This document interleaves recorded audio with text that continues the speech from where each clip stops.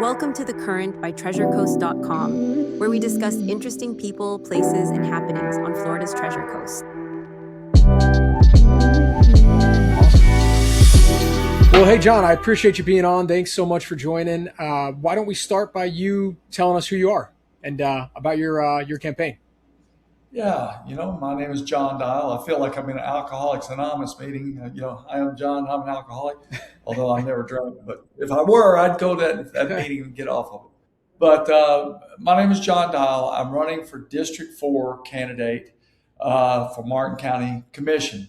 My background is one of very past as far as the marine industry goes. I started off as a deckhand. First, I got out of the military. I'm a vet too, and from there, I went into attending college. I use that word loosely. Attended. I didn't graduate, and then I went to Hilton Head Island on spring break and met some people there. Stayed, got a job on a boat as a deckhand, and then from then on, earned my captain's license.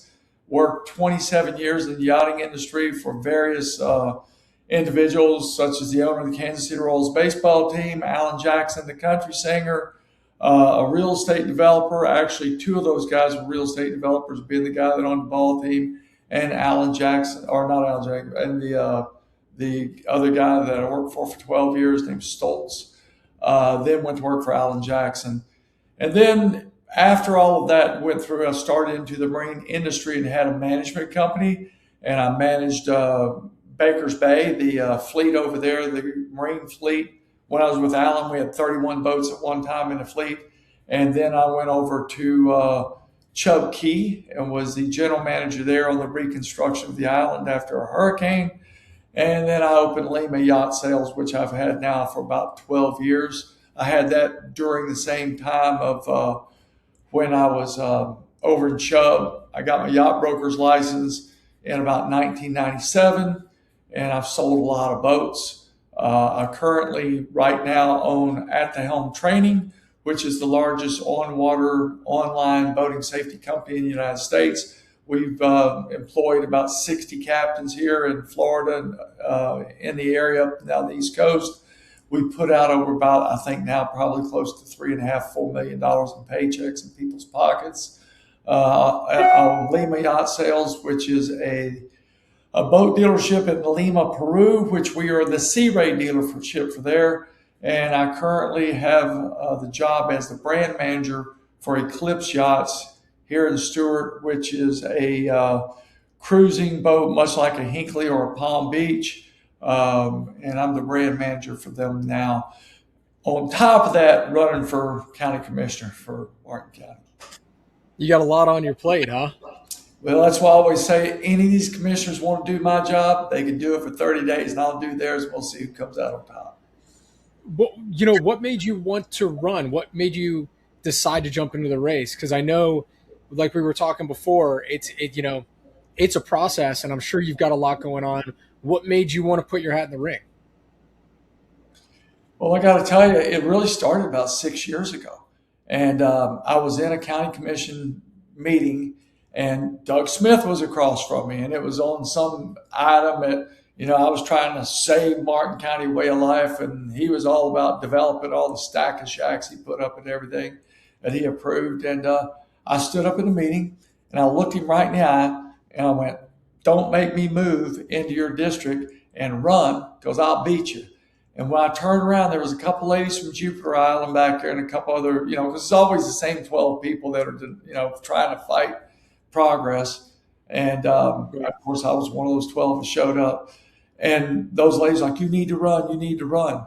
Then over the years, my opponent, I had put 5.5 acres in a park at Maggie's Hammock with her, for the county. Instead of developing it, I could have made $1 million, but I walked away, because if you are what you say you are, you don't cut down nature, especially when it's attached to a beautiful park in your neighborhood. Yeah. And so I started thinking about it, and I started talking to her. Got to be friendly, of course, because I made you look like a hero putting it in the county. And she started telling me about how it worked and how the job and everything, and how she'd been there, and after 8 years, she got a pension and was telling me all these things. But after the last time she ran, I was like, "You want to run again?" She's always like, I don't know." And now I realize it was just a layup plan because, she really did want to run one more time. And so when it came around this time, here's a scoop for you. Never told this before. So I called her on the phone before this, I'd gone in to look to buy a piece of property, put a boating school on. And I was trying to find out what were the regulations. And so I'd gone in and seen her about that. And we talked a little bit about it. And I called her on the phone. I said, and I'm not going to say her name because I don't think you're supposed to say your opponent's name. I said, I just thought I'd call you first and say, I'm thinking about running for county commissioner. It went dead silent on the phone. I mean, dead silent. She goes, "Well, John, I'm shocked." I said, "Well, you shouldn't be shocked. I sat in your office 2.5 years ago, looked around and go, wow, so this is what my office is going to look like, And I said, true story. It's true. I mean, I'll take a lie detector on this all day long.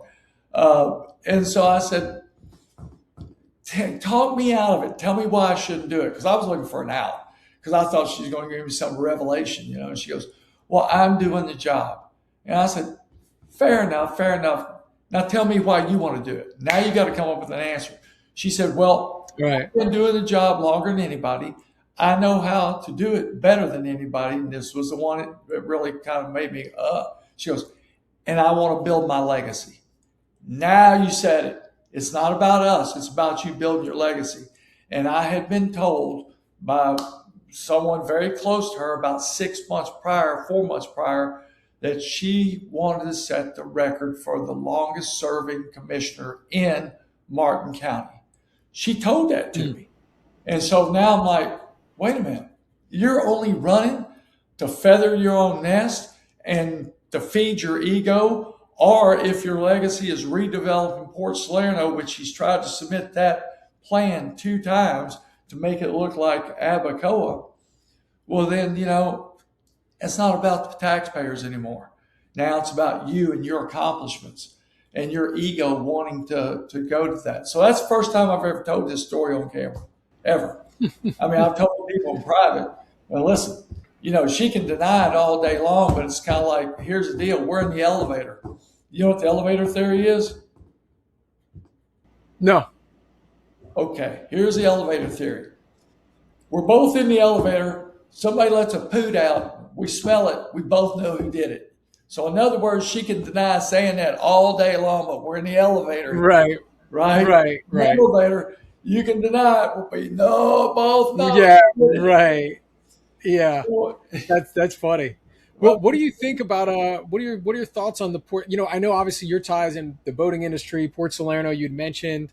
I know that was a hot item for the We Care Martin debate, and it's been talked a lot online. Port Salerno, I think, is one of those areas where they're pushing.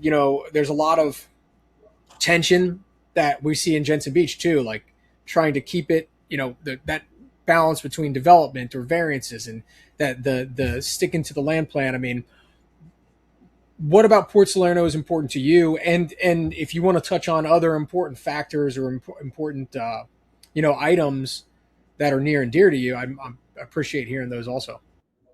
Well, Port Salerno, first and foremost, is a fishing village by historical nature back to the late 1800s.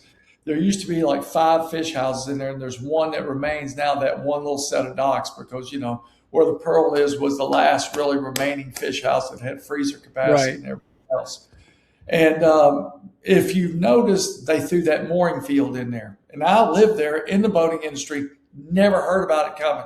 All of a sudden, there's a mooring field. They built a new dock there. It's like, what's going on? And then everybody starts telling me they want to kick out the fishermen. So I go down and I start doing research. Well, when I first moved here in 97, 98, there was a big deal about those fishing docks, and they gave the fishermen, I think it was like a 30-year lease or something, may have been 25-year, but it came up about 2 years ago for renewal, and my opponent voted no because she wanted to make those county docks, and the fishermen shouldn't have those. She goes, those aren't people that live here. They bring nothing to the economy. We could have a nice, beautiful county dock. Well, if you look in 2002, when she came into office, she presented a plan to the CRA that looked like a little, Bahamian village or a little Abaco or whatever, all the way from Pirates Cove, all the way up to, Manatee, pocket yacht sales up in that area where Shrimpers is past there. And and now you look at it now, there's been LLCs buying up those properties. She presented again in 2022. To pull that off, you got to get rid of the fishermen, right? So they've already got the docks, and the guys they're going to use is we're going to redo the docks with a fine grant. We're going to kick the fishermen out, and that's going to be it. Well, anybody that knows anything about business, which I don't think any career politician has a clue about it because they've never had to do anything except for spend other people's money and not invest their own. Those docks not only are heritage, but they put 2 million pounds of fish into our, system a year. That's number one. Number two, every one of those boats going in and out, guess what? They buy fuel every single day. They pay tax on that fuel. They pay tax on the revenue on the fish. So they are making money for the county, for the state, for the federal government every single day. On top of that, being generational heritage to what makes Port Salerno what it is. Now, let's take the flip side of that coin.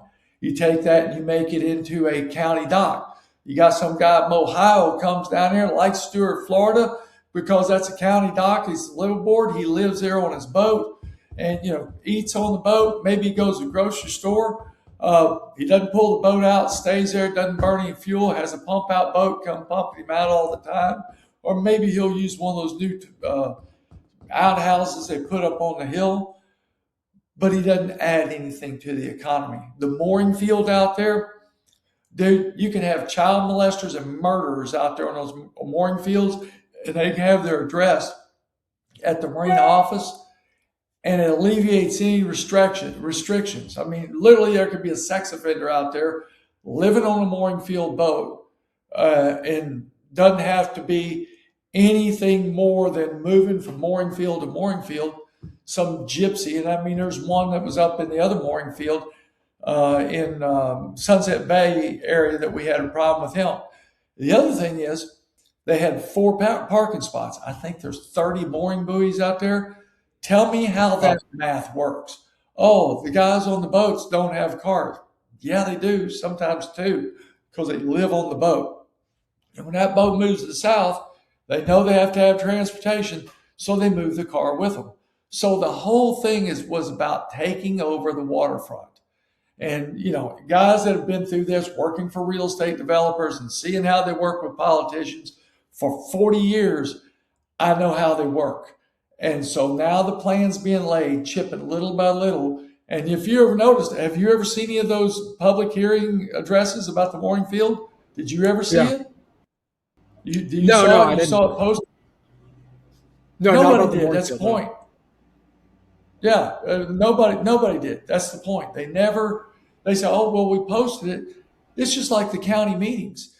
You never know what's going on the agenda unless you go down there.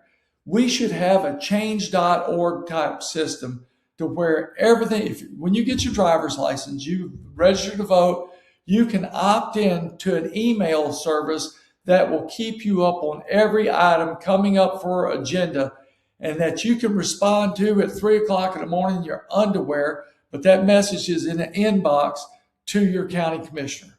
And so when that comes up for a vote, instead of nobody that can get away at 9:00 in the morning on Tuesday to get in there, that thought process and your comments are logged where that commissioner can read that well in advance. So if you got an issue like Brightline, I pulled a change.org on that. 85% of the people were against it downtown Stewart. 85%. But yet you had the 10% in there, yellow shirts waving, I want my train.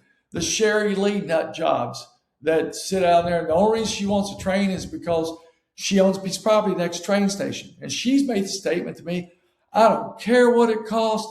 I want that train station. I'm like, well, you're the reason the United States is in debt and never going to recover because you're talking about grant money. Well, that's general tax fund money that has Right. been allocated to DOT with other different sources to it. They could be doing something like redoing a bridge, redoing, a highway, something we use a lot more. We already got a train called Amtrak that goes up and down the coast. Now we want to put a Brightline that's owned by a foreign entity, and FEC, foreign entity, tracks built by DOT grant money. Now you see double stacked freight cars and all the warehouses up and down the interstate area between here and Orlando. You've seen them, big white buildings. Gee, Hmm. what's that all about? Let's go a step farther back. They widened the Panama Canal with a new canal. They widened and deepened Port Everglades and Miami. What's that for? Bigger ships, heavier draft, more freight, double stack it, move it. Not against that, just against the guise of how they do it. It's like, oh, look, this is flashy. Look at that. In the meantime, they pick your pocket. Right. And it starts Right. at the local level. And if you don't stop them here at grassroots, and I think our commissioners should have been in Tallahassee 6 years ago, 4 years ago, fighting SB 102 and 180. Now here we are. They planned on a glitch bill. They didn't join the lawsuit. The whole Brightline debacle, that's $84 million and giving them a choice piece of real estate. So when they go belly up, they can take that train and run it over to the next circus show they're doing, and they'll have a nice piece of property there on a lease for 99 years that they'll sell to a teacher's pension fund in Pennsylvania. And that's how it really works, folks. I appreciate your point on the change, kind of like a local change.org type of situation where people can be aware of what's going on and maybe have their say. Because I think I was talking with somebody earlier this week about just, it's so hard for people all over the place to try to balance out what's going on. Well, they've got their jobs, they've got families, they've got this going on, they've got that. And, to have to drop things like you had mentioned on like a weekday morning to go to a meeting can get a little bit more difficult. Have you ever been to one of those meetings? Yeah. I've been to, we cover the whole Treasure Coast. So I've been to meetings all over the place. I'm from Martin County. So yeah, I've been to City of Stewart, Martin County meetings. It starts off in the morning, you get your 3 minutes, then they go through, break for lunch, nobody comes back in the afternoon, and then they make their decisions under the, oh, we got a TV camera on us, Yeah. but it's bam, bam, bam, done. And I just believe that little of an input, whether it's you're putting in, when they put in Costco, I did one on that. A lot of people were for Costco, but most of the people were against where it was. They wanted to be out farther, like where Tractor Supply is and things like that, and people ask me all the time, this is the big hot button question right now. And, I'm used to running my own businesses. You know what I mean? I'm used to not really answering to anybody. If I win, I win. I lose, I lose. And they say, how do you differentiate yourself from your opponent? Well, you know what? I don't know. I ain't got a pair of underwear I've had for 22 years, right? And 22 years in office is just too long. I mean, think about it. You don't have a pair of sweatpants, a pair of socks, or anything for 22 years. And what makes you think that somebody that's been doing something for 22 years is getting better at it? Well, they're not getting better at it. They're getting less enthused about it. They're getting on autopilot. They like having everybody pat them on the back. And my opponent doesn't even show up to anything. In her own district, she comes in late, she leaves early, and she doesn't talk to anybody. She's not friendly. She was friendly to me when she needed something, but she hadn't been friendly to me this much. And every time we get to a debate, I'm always nice to her, but then I always hand it to her too, because she cannot debate me one-on-one. I invite you, if you're watching this, I invite you one more. I'll come to this show one-on-one and debate you one more time before the election, but I know she won't do it. She won't. She's got the same track record. That's all she's got is my track record. Well, you know what? When I worked for the Kansas City Royals baseball team, at that year they won the World Series, 1984. Guess what? Even the water boy got a ring. Did he play on the field? No. So the fact she's been there 22 years and she touts that she's responsible for the water cleanup and everywhere else, look it up online. Doesn't mention her name or any other county commissioner. They talk about Florida Water Management, Corps of Engineers, state and federal legislator getting that done. And we still don't have cleaner water today than we did 4 or 5 years ago. So what are you actually doing besides sitting in a chair pontificating? You got to get out there and do something, man. You got to go up to Tallahassee. You got to go out in the community. You got to meet people. You got to study the stuff on the agenda before it comes in. Don't rely on just what staff tells you is the gospel. Staff works for you. You don't work for staff. And I just think that, they've lost touch with reality when they've been in there more than 8 years. You've heard this right here now too. I am term limiting myself out. I am not going to do this. I'll do it maybe for 2, but probably only for 1, because I do a lot better doing what I do. And, but this is something I feel almost like called by God to do, to tell you the truth about it. Well, and that's interesting because, when you mention, things like water, you mentioned Brightline, and obviously you feel a strong calling to do this. What are your thoughts as to what, everybody's got a different thought as far as like smart growth, responsible growth, slow growth. It's like one of these, it's a thing that everybody says, they could be on completely different sides of the spectrum, but they'll say smart growth. And some people are talking about, redeveloping the waterfront district in Port Salerno. Some people are talking about zero development.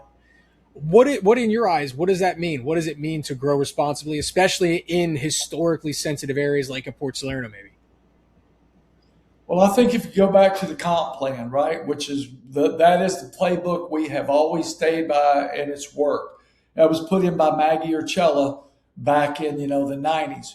It was a good plan then. It's a good plan now.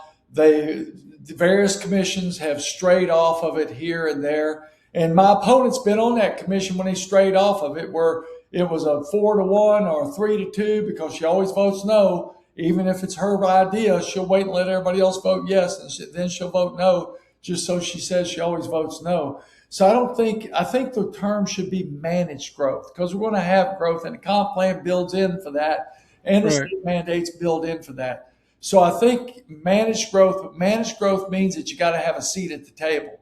And I think the population that affects any area around any development should have a place at the table about what kind of development that is. What does that look like? In other words, I used this example before. If my little 5 acres says I can have a chicken farm on it, well, I can have a chicken farm. That's it. That's my right as a property owner to do it. If I want to put a 3-story chicken farm there, and it's a 4-story height restriction, but it's still chicken farm, okay. But if I want to put a 5-story chicken farm and 2 hog pens on there, then that's not it, because the neighbors around me are now affected by the smell or the water runoff and things like that. So I think this is where the commission comes in on a case by case. Has to be, King Saul and split the baby and do what you got to do. But I think that it has to be with the weigh-in of all of the people that are affected by that, which brings us back to, we talk about water quality. All of these developments have intended and unintended consequences. And I'll use Derek Powell out here on Cove Road. Derek has a little 10-acre ranch that he's got there. He's been there for 8-10 years. Then they allowed a housing development to go up one side, down the back of him, and an easement to come out to the sidewalk from the back. Now, that easement they brought through there, they allowed them to put a 10-foot wide sidewalk. Where have you ever seen a 10-foot wide sidewalk? You've seen them 8 feet, you've seen them 6 feet, but guess what? 10 is enough to put 2 golf carts, right? Right, so right. They put it literally 1 foot off of his driveway. 1 foot. Because when they were doing that, he was like, hey, guys, this is the deal. And so when it rained, his driveway's here, their walkway's here. Guess what happens? That gets flooded. Now they're saying he improperly put his driveway there. Well, no, if you'd done a 4-foot sidewalk, which is actually a walkway, or a 6-foot, which is normal, you could have put a drain swale down the center and pitched it back into the drain and into the wetlands. But of course, now you're putting, you know, Yeah. contaminated water in there. I guess it could have done French drains and tried to work it that way. But now what they built is flooded. Now, my opponent wants to use tax dollars to straighten that out. No, that's a developer problem. Developers have to pay 100% for their development. It has to be better than it was before. But this is another thing where they rushed it through. And I know Derek has been in there 3 times that I've been there at the same time. And I spoke up for him the last time. And 2 other times, he's been 5 times in there. They've been out to his place, I know, at least 3 times. The last time, they had 5 county employees out there for an hour talking to him. Think about how much that costs for 5 people to sit around and do this, to just not understand that this is wrong and the engineering is wrong from the beginning. Come out there on a rainy day and genius, you'll figure it out. And, you know, it's just how they waste money over and over and over. In a private company, I'd have gone out and said, okay, boys, we're ripping the sidewalk up half it, cut it up to where it's 6 feet done, take this, make a drainage swale out of it, pitch it all the way back in the canal, pitch it all the way the other way, put pipe in there, have a nice day, done. You know, but that's too simple, right? That's too simple. So when I finished my talk with him out there the first time, you know who Alan Jackson is, right? Country singer? Yeah. Yeah. Okay. As soon as I walked out from talking to him the first time, Alan has a song called The Little Man. And the verses talk about how the little man who built the town is driven out by the big money when it came in. That song popped in my head, and I called Alan's manager, his farm manager, as soon as I got in my truck. I mean, literally sitting in his driveway. I said, ask Alan I told him the story. I said, ask Alan if I can use that song as a campaign song.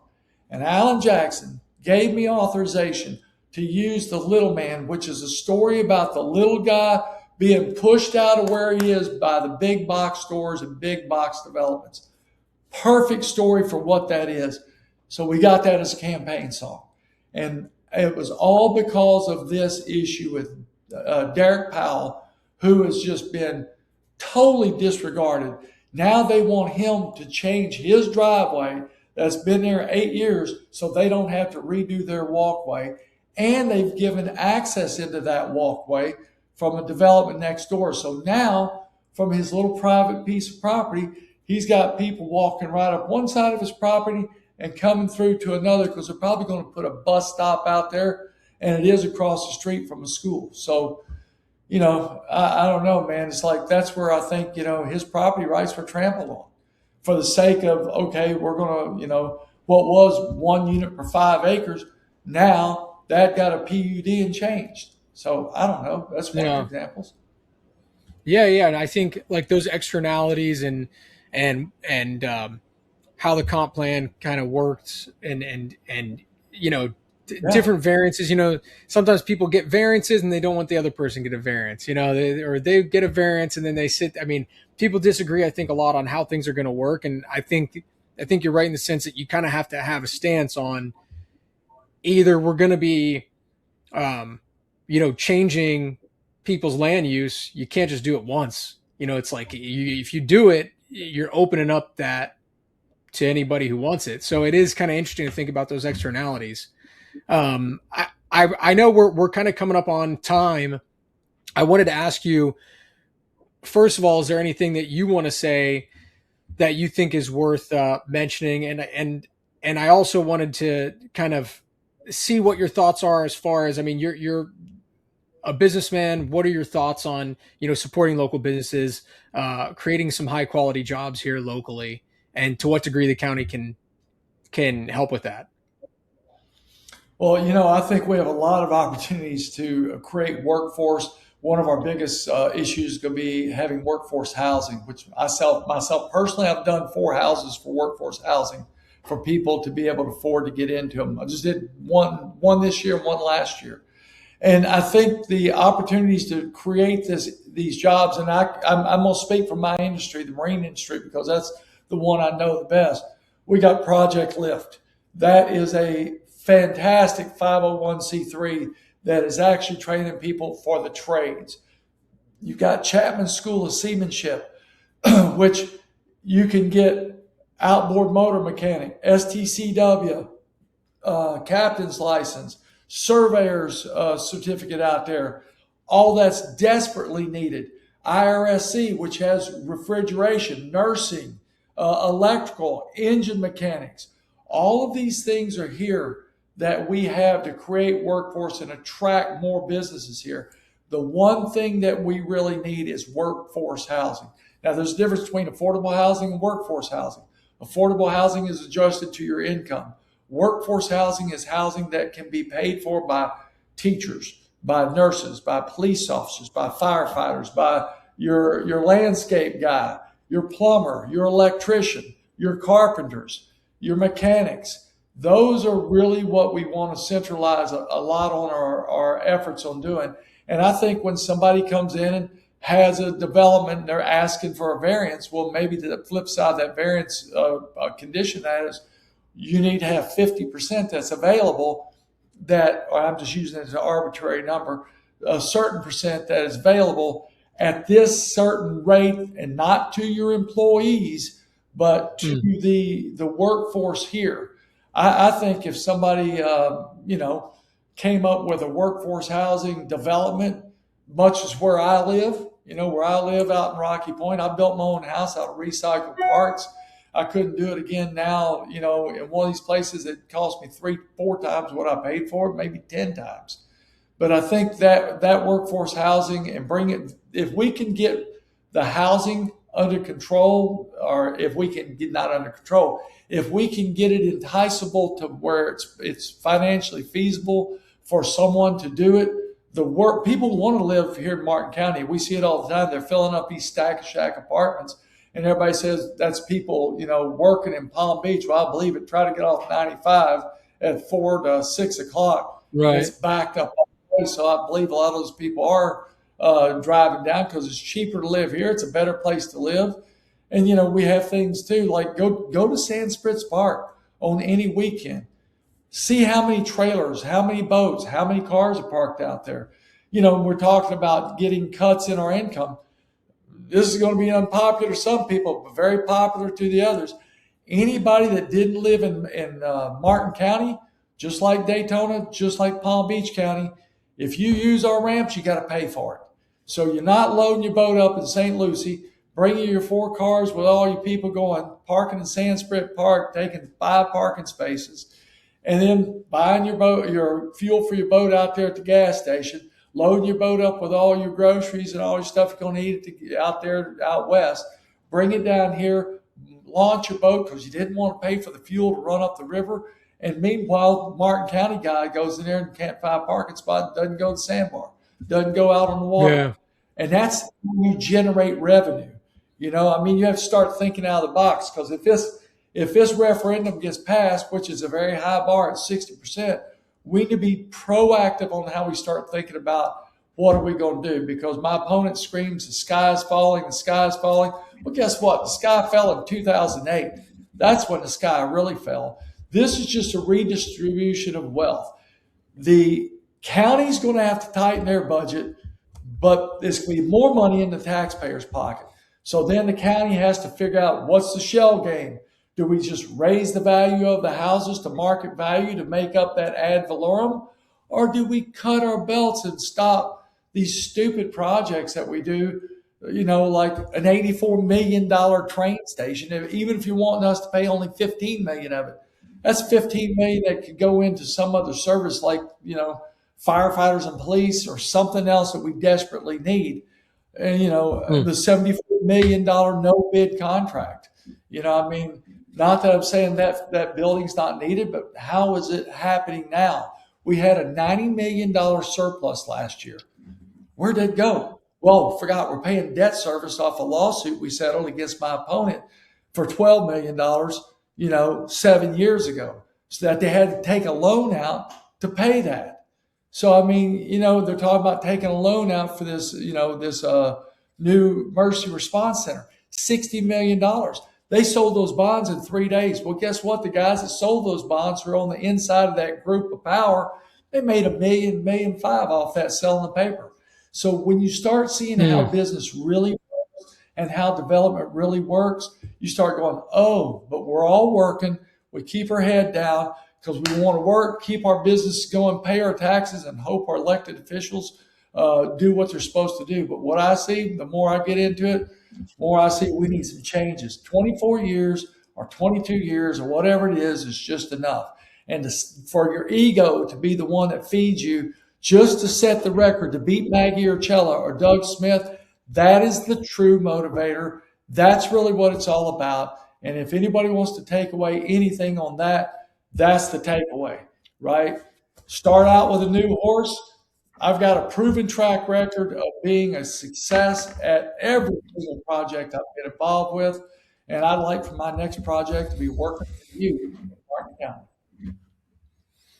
Well, I appreciate that, John, and I appreciate you being on and talking with me and giving people an idea of where you stand.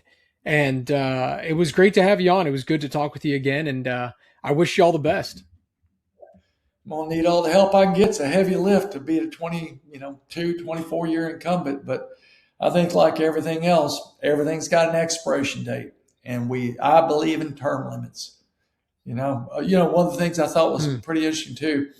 Tom Campani just endorsed my opponent. Those two have hated each other for years. Tom Campani wrote in his own blog, he believed in term limits all the way down to the county. Look that up. I'm not making this stuff up. So you start wondering, why are all the people that opposed my opponent starting to now support her? Because she's changed. One of them told me, well, she's been awful good to us the last couple of years. That was setting up for this reelection 2 years ago. And that's what that's all about. This is politics at its most professional level. And that, my friend, is the problem. Well, there you go. Well, thanks, John. I appreciate it, and I'm sure I'll be talking with you here soon. Thank you, sir. That's a wrap for this episode of The Current by TreasureCoast.com. If you enjoyed the conversation, be sure to subscribe so you never miss an episode. You can find us on Spotify, Apple Podcasts, and YouTube. Follow us on social media or visit TreasureCoast.com for local events, tips, and news. Have a guest or topic you'd love to hear on the show? Let us know at TreasureCoast.com. Until next time, keep riding the current and enjoying everything the Treasure Coast has to offer. See you soon.